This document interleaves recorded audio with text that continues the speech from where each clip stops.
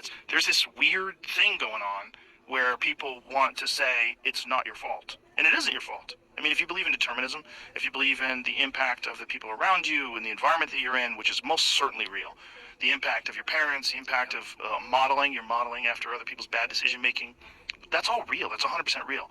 But to say that all obesity is just genetic is bonkers. That's a bonkers thing to say, and it discredits all these people that we know that were obese, that without surgery lost all that weight and looked great. Like Ethan Suplee. Perfect example. There was a guy that was at one point in time like 500 plus pounds, right? How big was Ethan when he was at his biggest? But anyway, Jamie will find out. Documented all of it. Did it publicly because he was a fucking star. He's a famous actor. Lost all the weight, now looks great, and did it through exercise and discipline, and even like was really open about the fact that he gained a lot of it back a couple times. He went from 550 to 255. He did that. He did that himself.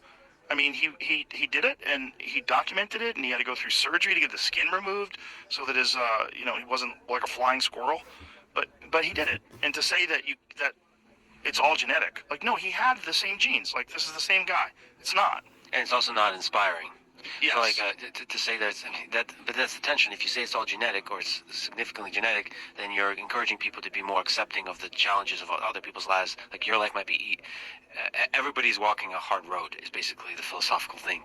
That you don't, just because it's easy for you to exercise doesn't mean it's easy for others to exercise. Sort of. But aren't they also saying you don't even have to walk that road because it's not going to help you? Exactly. So that's a very poor statement of that. It's a trade-off. I mean, it's a different philosophy. Pull yourself up by your bootstraps. Right. It's a really inspiring, powerful, empowering philosophy. But it's like, sometimes it's harder. You can't say that because different people have different. Some people don't even have fucking shoes. Like the idea of pull yourself up by your bootstraps is stupid. And I did it. Why you? No, you did it with your life. The idea that your life, because it was difficult, is exactly the same as somebody else's life, which may be more difficult or have insurmountable obstacles that are in the way.